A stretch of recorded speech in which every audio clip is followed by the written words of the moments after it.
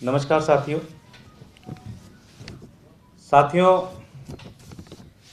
चुनाव में अब मुश्किल से 1 से 1.5 महीने का समय बचा हुआ है। दिल्ली के अंदर एमसीडी के अंदर बताया जा रहा है कि अप्रैल के महीने में चुनाव होंगे। पिछले 15 साल से भारतीय जनता पार्टी एमसीडी में काबिज है। हमने आपको बताया कि किस तरह से कौन कौन तरीके से इन्होंने समय समय पर हर डिपार्टमेंट में, हर प्रोजेक्ट में पैसे खाए, उसका करप्शन किया और उसका एक तरीके से रिजल्ट ये हुआ कि आज पूरी दिल्ली गंदी है। आज पूरी दिल्ली के कोने कोने में किसी भी गली में आप जाएं, आपको वहाँ सिर्फ और सिर्फ गंदगी मिलेगी, कूड़े मिलेंगे। लेकिन एक बड़ी इंटरेस्टिंग चीज़ देखने को मिली कि पिछले 5 महीने 6 महीने से ये एमसीडी की ज़मीनें बेचने लगे हैं, क्योंकि अब एमसीडी पूरी तरह से कंगाल हो चुकी है, कुछ बचा नहीं है। तो जो एमसीडी की ज़मीनें हैं वो बेचना शुरू कर दिया इन्होंने। हमने आपको बताया, कई समय हमने आपको बताया कि करोल बाग की ज़मीन हो या जितनी भी ऐतिहासिक ज़मीनें रही हैं उसको बेचने का काम इन्होंने शुरू किया।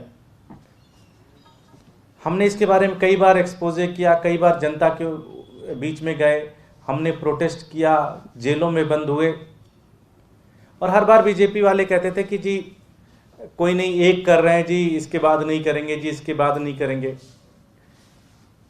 इनकी स्टैंडिंग कमेटी की मीटिंग होनी है और उस स्टैंडिंग कमेटी की मीटिंग में 2 ऐतिहासिक चीज़ें। एक तो सबसे पहली चीज़,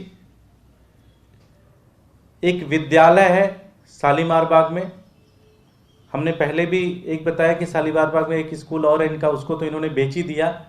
एक शालीमार बाग में और एक स्कूल की जगह है।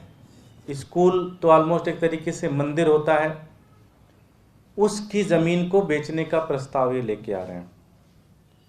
आज दिल्ली सरकार नए स्कूल बनाने में लगी है।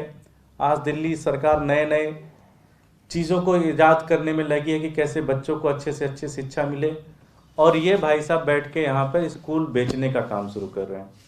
तो शालीमार बाग यूवी ब्लॉक के अंदर जो एक ज़मीन है उसको बेचकर प्राइवेट पार्किंग ठेकेदारों को बेचा जा रहा है।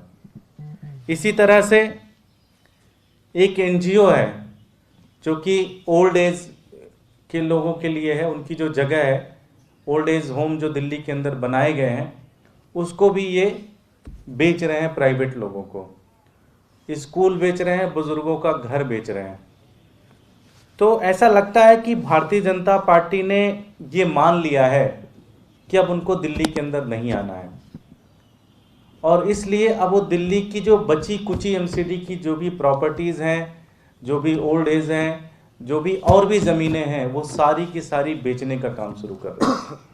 हमने आपको बताया कि पिछली बार कि किस तरह से ये एनजीओ का माध्यम बनाते हैं, जबकि वो एनजीओ बीजेपी के लोगों की होती है। हमने आपको बताया कि कैसे वजीरपुर की एक भ्रष्ट पार्षदा ने अपने ही पति को ज़मीन बेच दी, अपने पति के ही नाम पे वो ज़मीन, कह दिया कि जी मेरे पति ही इस ज़मीन को चलाएंगे, इस पति साहब ही काम करेंगे इस पूरी ज़मीन के ऊपर।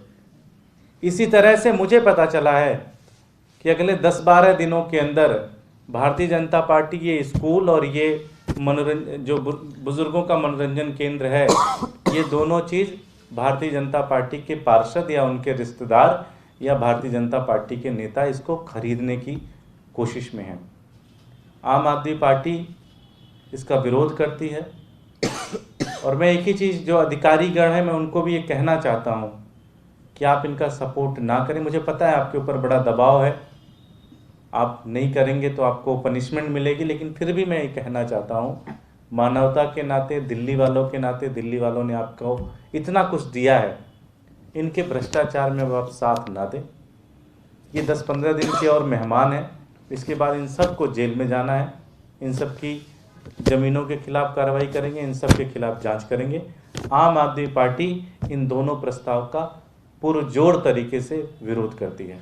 धन्यवाद। कोई प्रश्न? Thank you.